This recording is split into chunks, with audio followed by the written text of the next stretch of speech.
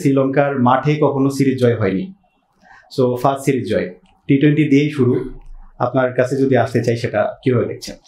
আমার কাছে প্রথমত মনে হয় যে ফার্স্ট অফ অল টি-20-র এই টিমটাকে সময় দেওয়া উচিত। আমরা কেন জানি খুব বেশি অধৈর্য হয়ে যাই, আমরা কোনো একটা ব্যাড ডে কনজিউম করতে পারি না।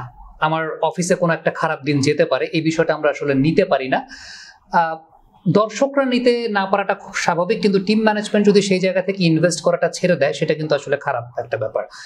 আমার কাছে ব্যক্তিগতভাবে মনে হয় যে টি-20-র এই টিমটার প্রতি ইনভেস্টমেন্টটা রাখা উচিত, সময় দেওয়া উচিত। একটা ট্রানজিশনাল ফেজে বাংলাদেশের ক্রিকেট আছে। সাকিব আল হাসান খুব রিসেন্টলি প্রথম আলোতে একটা ইন্টারভিউতে একটা কথা বলেছেন যে এই যে প্লেয়াররা যারা আছে তারা কখনো লিডারশিপের জায়গাটা পায় নাই, কারণ অতীতে যেটা দেখা যেত যে আমাদের সিনিয়র ক্রিকেটাররা তারা প্রত্যেকটা সিরিজেই খেলতেন।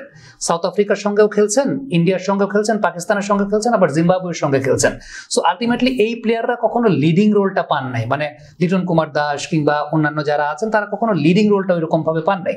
So all of a sudden তারা যখন লিডিং রোলটা পেয়েছেন সে সময় তারা আসলে হাউ টু রিয়্যাক্ট সেই বিষয়টা হয়তো বা তাদের জন্য একটু ডিফিকাল্টিস ফেস করতে হচ্ছে। দেখেন 28, 29, 30 বছর বয়স হয়ে গেছে এক একজন প্লেয়ারের, তারপরও এখন পর্যন্ত ওই রেসপন্সিবিলিটির জায়গাটা তারা নেন নেই। কারণটা হচ্ছে যেটা বলছিলাম যে 2015 সালে যদি আমরা চিন্তা করি যে বাংলাদেশ পাকিস্তানকে হারালো, ইন্ডিয়াকে হারালো, দেন সাউথ আফ্রিকাকে হারালো, ফলোড বাই এরপরে যে জিম্বাবুয়ে সিরিজটা হলো, সেম টিমটাই কিন্তু জিম্বাবুয়ের সঙ্গে খেললো।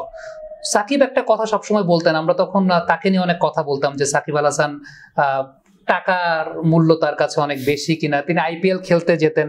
এখন ওই সময়গুলো কিন্তু একটা সুযোগ ছিল যে ঠিক আছে ছোট সিরিজগুলো তারা না খেলে নতুনরা তারা রেডি হয়ে যেতে পারতেন লিডিং রোলের জন্য, হয়তো বা একটা ক্যাপ্টেন্সির জায়গাটা তৈরি হয়ে যেত। আপনি যদি ইন্ডিয়াতে চিন্তা করেন, শুভমান গিল টেস্ট ক্যাপ্টেন্সি পেয়েছে ইংল্যান্ডে, তার জন্য নতুন কিছু মনে হয় না, কারণ already he has captain India in a different format, কারণ জিম্বাবুয়ে সিরিজে তিনি ক্যাপ্টেন্সি করেছেন এর আগে।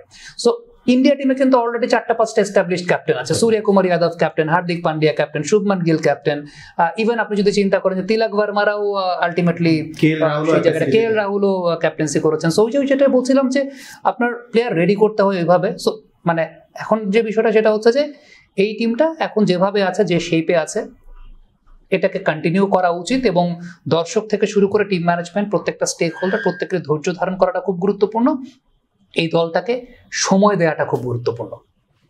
আনন্দ ভাই, সামি ভাই বলছিলেন যে এর থেকে বেটার পারফরমেন্স কিংবা এই দলটাকে যদি সুযোগ দেওয়া হয়, সময় দেওয়া হয়, আরো ভালো পারফর্ম করা উচিত।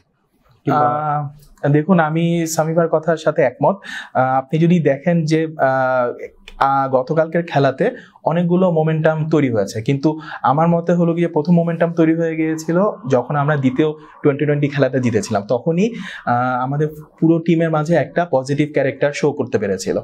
ওই সেকেন্ড ম্যাচ উইনিং এর যে সিচুয়েশনটা তারা খুব পজিটিভভাবে ফাইনাল ম্যাচে নিয়ে আসতে পেরেছিল। এবং আপনি যদি দেখেন গতকালকে আমাদের বোলিং অ্যাটাক যেটা ছিল, সাথে ফিল্ডিং প্লেসমেন্ট থেকে শুরু করে যাবতীয় সবকিছুই খুবই গোছানো লেগেছিল এবং বোঝা যাচ্ছিল কি যে টিম এটাতে অ্যাজ এ ইউনিট ভালো হোমওয়ার্ক করে তারপর নেমেছিল। তো সামি ভাই যেটা বললো যে আপনি আউট অফ ওয়ান নাইট আপনি রেজাল্ট পাবেন না, তাদের উপর আস্থা রাখা লাগবে। আপনি ওপেনাররা যারা রয়েছে, ওপেনাররা দেখা গেল হলো কি যে সবচেয়ে চ্যালেঞ্জিং সিনারিও তাদের ফেস করা লাগে, একদম নতুন বলের খেলা তাদের ফেস করা লাগছে, বলের মুভমেন্ট থেকে শুরু করে এভরিথিং তারাই কাইন্ড অফ স্কেপগোট হিসেবে সবার আগে চলে যায়। তো দেখা যায় কি যে তারা 1-2টা ম্যাচ খারাপ করতে পারে, কিন্তু তাদের যে পজিটিভ ব্যাটিং অ্যাপ্রোচ, আমাদের যে বর্তমানে যে দুজন টি-20 ওপেনার রয়েছে, এক্স্যাক্টলি, তো তাদেরকে অ্যাকচুয়ালি পর্যাপ্ত সুযোগ দেওয়া উচিত, পুরো টিমটাকে পর্যাপ্ত সুযোগ দেওয়া উচিত। আমাদের মিরপুরে খেলা হবে নেক্সট পাকিস্তান সিরিজ, আমাদের এটা দেখতে হবে কি যে মিরপুরে ব্যাটিং উইকেট কিন্তু অতটা না, ব্যাটসম্যানরা যথেষ্ট পরীক্ষার সম্মুখীন হবে। তো আমরা যেন আস্থা রাখি, আমরা যেন ভুলে না যাই কি যে মাত্র 1 সপ্তাহ আগেই আমরা টি-20 সিরিজ শ্রীলঙ্কার মাটিতে তাদেরকে বিট করে আমরা চলে আসছি। তো এই জিনিসগুলা পজিটিভভাবে ক্যারি করে নিয়ে যাওয়া উচিত।